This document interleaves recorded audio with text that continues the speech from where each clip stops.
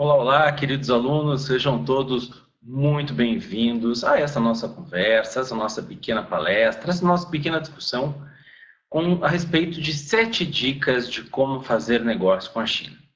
Antes de começarmos, vou me apresentar a vocês. Eu sou o professor João Alfredo Lopes Nigrai, eu sou advogado, sou graduado também em Relações Internacionais, sou especialista em negócios internacionais. Tenho mestrado na área de estratégia, com foco em internacionalização de empresas, e atualmente estou cursando doutorado sobre o mesmo tema, que é a área de estratégias de internacionalização. Além de lecionar na área de negócios, eu sou consultor de empresas, pratico consultoria para empresas brasileiras que querem internacionalizar ou para empresas de fora que querem vir para o mercado brasileiro. Sou autor de 2 livros, dentre os quais esse aqui, Projetos Internacionais, Estratégias para Expansão Empresarial, divulgado e publicado pela editora Intersaberes. Muito bem, feita a minha apresentação, já gostaria de deixar todos vocês bastante à vontade para entrar em contato comigo. Meu e-mail é o joaoalfredo@niagrai.com. Estou nas redes sociais, em especial no Facebook e no LinkedIn. Aqueles que quiserem trocar alguma ideia, que quiserem falar um pouquinho a respeito, ou quiserem saber mais sobre algum dos temas que a gente vai tratar aqui, sintam-se desde já bastante à vontade para entrar em contato comigo. Bom, vamos então aos tópicos que serão abordados nessa breve conversa. Eu farei um breve overview, um breve histórico da China, no primeiro momento, depois um pequeno overview sobre a economia, a população, quais são as características, e aí falaremos de fato sobre essas 7 dicas a respeito de como fazer negócio com a China, que na verdade vocês vão ver que são muito mais do que apenas 7 dicas, beleza? Vamos lá? Então, qualquer dúvida que vocês tenham, fiquem à vontade para entrar em contato comigo. Um grande abraço a todos, um grande abraço também aos amigos da Abracomex, grandes parceiros que nós somos já há algum tempo.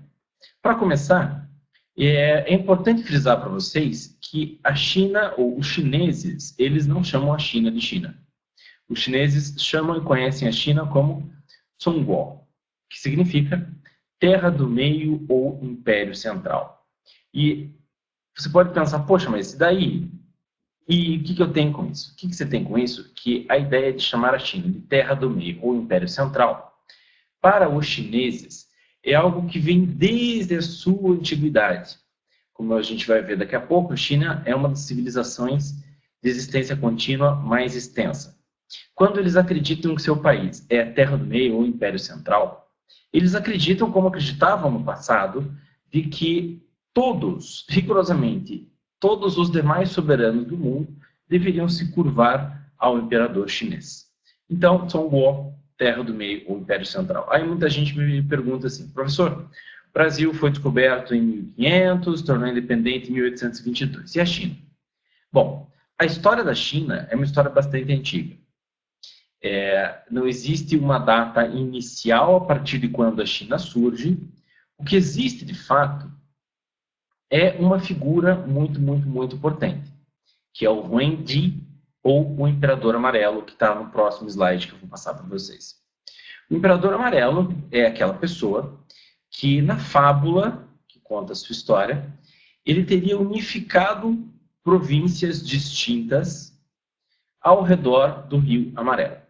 Então, antes desta unificação, já havia um agrupamento de pessoas que falavam uma língua semelhante, já havia um agrupamento de pessoas que tinham alguns costumes e que foram unificadas aí pelo Imperador Amarelo. Isso acontece, segundo os chineses, no ano 2500 a.C., tendo o Imperador Amarelo supostamente vivido durante 100 anos e inventado várias coisas, como, por exemplo, o calendário, como, por exemplo, o Feng Shui, como, por exemplo, a medicina chinesa, e várias coisas cuja invenção é atribuída ao Imperador Amarelo. Quando a gente vai analisar a história da China, nós vamos perceber que é muito fácil de se encontrar nas bibliotecas chinesas, é algo que muita gente não tem acesso pela forma de governo daquele país, que é um governo autoritário, mas existem documentos do século XVI a.C., que contam o que falam dos hábitos, dos costumes, das leis e regras para os chineses de então. Isso nos leva a concluir que a China é a civilização mais antiga do mundo em existência contínua. Então, fundada pelo Imperador Amarelo, ou o Huangdi. Então, está aí no material lá, o Huangdi, o reinado que vai de 2697 a 2597 a.C., e ele é o Imperador Amarelo, considerado como o ancestral de todos os chineses da chamada etnia Han. A etnia Han é uma das várias etnias que permeiam não apenas a história política, mas a população chinesa. Além disso, ele teria sido o criador, não apenas, como eu falei, do antigo calendário, da medicina chinesa, mas teria sido também o criador da astrologia e outros elementos importantes, como o taoísmo. Então, esse é o Huangdi. Eu gostaria de chamar a atenção a todos para a cor predominante da imagem do Huangdi neste slide 5. Reparem a cor predominante, eu não vou falar, vocês certamente estão percebendo, mas reparem a cor predominante da imagem do Huangdi. Dali para frente, a China foi um império, ou seja, uma monarquia. O império ou monarquia chinesa dura até 1912. Então, é em 1912 que falece o último imperador. Alguns talvez já tenham ouvido falar num filme de mesmo nome, O Último Imperador. Muito bem, o último imperador falece em 1912, encerrando pelo menos 3 ou 4 séculos, 3 ou 4 milênios, é muita coisa, de governo monárquico. E aí, professor, acontece o quê? Bom, de 1912 até 1948, momento em que o mundo passa pelas 2 grandes guerras mundiais, a China passa a ser governada por uma junta de generais, dentre os quais um senhor chamado Chiang Kai-shek. Em 1948, o Partido Comunista Chinês toma o poder e conduz ao grau máximo de liderança um senhor chamado Mao Tse-tung. Então, em 1948, a China deixa de ser um país governado por uma junta de generais e passa a ser uma ditadura, né, um governo autoritário centralizador, no qual algumas liberdades os seus habitantes não têm. Por exemplo, o meu e-mail, joãoalfredo@niagrai.com, ele é hospedado no Google. E várias vezes, quando eu estava na China, eu tentava abrir meu e-mail e ele não funcionava. O mesmo vale para o WhatsApp. Os chineses têm uma outra rede, um outro aplicativo de troca de mensagens. O mesmo vale para o Facebook. Os chineses têm um outro aplicativo de troca de rede social, enfim. Porque tudo é centralizado nas mãos do Estado. Isso é assim desde 1948. Então, algumas coisas que você pesquisa no Google lá na China não vão abrir. E eu já tive várias vezes essa experiência. Você pesquisa lá Freedom of Speech, liberdade de fala, você pesquisa Democracy.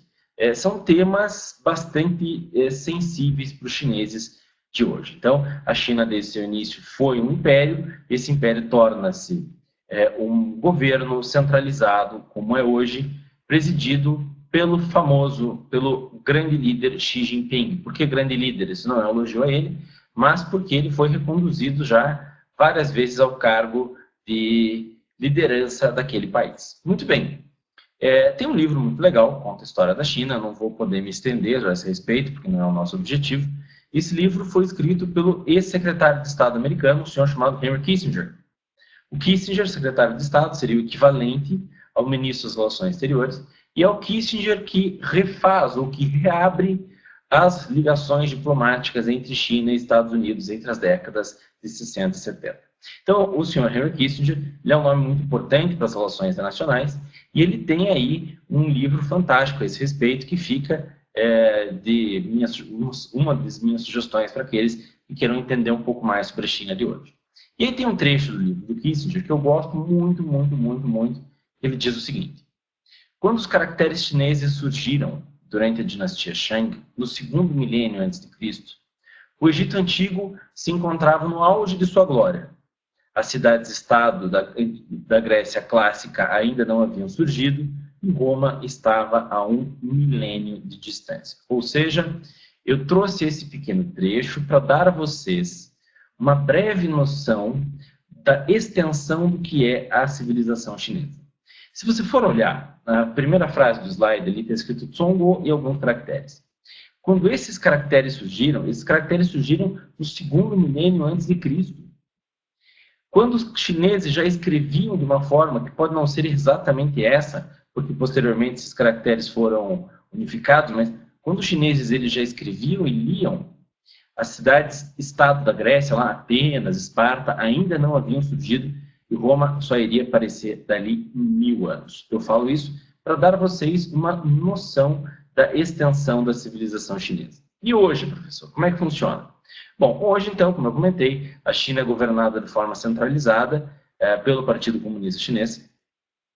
Não existem eleições democráticas, pelo contrário, a eleição é feita, os membros do partido, eles elegem quem vai ser o premier, o presidente. Hoje é o terceiro maior país do mundo em território, é um país muito grande, maior do que o Brasil, tem uma infraestrutura de primeiríssima qualidade, portos extremamente bem localizados, rodovias, ferrovias das mais variadas. A China hoje é um berço de inovação, então já se foi aquela época ou aquele tempo na qual se podia dizer a China só produz porcaria. Não, não é mais assim. Os chineses hoje eles têm investido pesadamente em engenharia, pesadamente em telecomunicações, pesadamente em TI e as mais variadas tecnologias. Por exemplo, é muito raro hoje em grandes cidades chinesas, eu estive recentemente em Hong Kong, Shenzhen e Xangai, é muito raro você conseguir pagar no cartão ou no dinheiro, dependendo de onde você esteja. Os pagamentos eles são feitos, para desespero dos estrangeiros, por reconhecimento facial. Então, é o terceiro maior país do mundo em território, com grandes estradas, ferrovias, aeroportos e portos de primeiríssima geração, todos muito inovadores. Para vocês terem ideia, toda a costa chinesa é o que se chama de zona especial de exportação. Seria mais ou menos como um regime aduaneiro especial.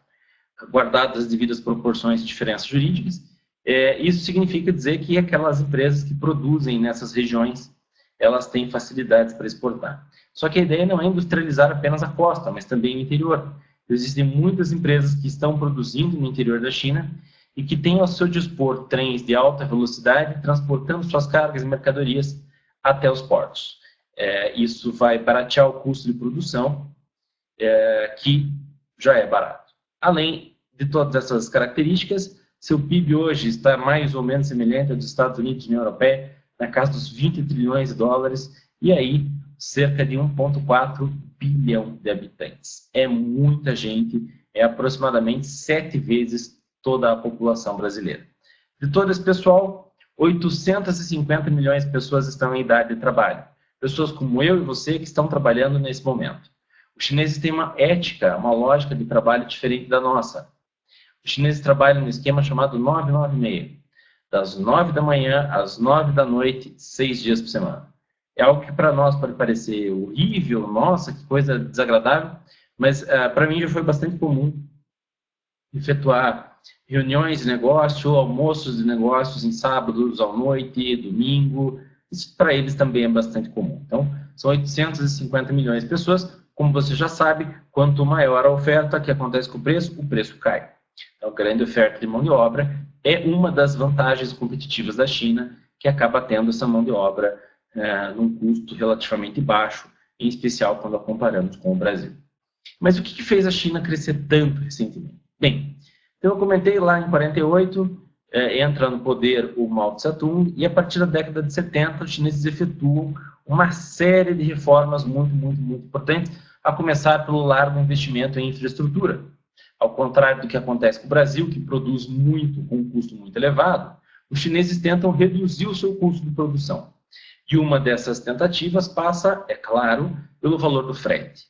Com isso, eu comentei das rodovias, das ferrovias, os chineses passam a investir em outras áreas, como, por exemplo, na construção civil, como, por exemplo, na indústria, aliando o governo a grandes empresas e estimulando que essas empresas passem a produzir ali. Para vocês terem uma ideia, enquanto o empresário brasileiro trabalha 2.600 horas por ano apenas para pagar imposto, o empresário chinês vai trabalhar 10 vezes. O chinês trabalha 260 horas por ano para pagar e arcar com seus tributos. Isso faz com que o custo de produção seja realmente mais barato. Então, não é apenas a mão de obra, é a infraestrutura de qualidade que barateia o preço do frete, é a redução dos encargos e tributos. Muito bem. Essas reformas econômicas, de novo um trechinho do livro do Kissinger, iniciadas em 1978, ou com reformas econômicas iniciadas em 78, a China cresceu 90 vezes, tornando-se a economia de maior crescimento mundial nos últimos 25 anos, com um crescimento do PIB em torno de 10% ao ano. A renda per capita chinesa tem crescido cerca de 8% ao ano nos últimos 30 anos. Levando em conta a renda per capita em moeda desvalorizada, o custo de vida na China é baixo. De fato, o custo lá é baixo, caro é você chegar lá, ponta de passagem aérea, mas a única coisa cara que eu encontro na China é água. Ninguém cresce tudo isso, queridos alunos e alunas, sem destruir o meio ambiente, como vocês sabem. Nesse slide eu coloco duas fotos, 1990 e 2010. Essa foto é da cidade de Xangai. Os chineses abriram suas bolsas de valores na década de 90. Uma das mais importantes está justamente em Xangai, foto de cima, que em 20 anos tem toda esta modificação que vocês podem ver ali naquelas imagens, que para mim são bastante assustadoras.